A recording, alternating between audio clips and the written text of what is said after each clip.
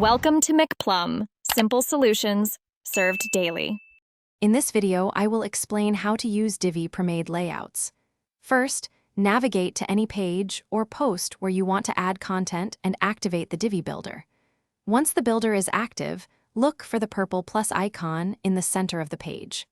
Click this icon and then choose the option labeled Load from Library to access the layout selection. Now that you are in the Divi library, you will see a vast collection of layout packs. Take your time to browse through the hundreds of available options, which are organized by category. You can preview any layout page to ensure it fits your vision. Once you find the perfect design, simply click on it and then select Load Layout to import it directly onto your page. With your chosen layout now on the page, it is time to make it uniquely yours. You can effortlessly edit any text by clicking on it and replace images with your own media files.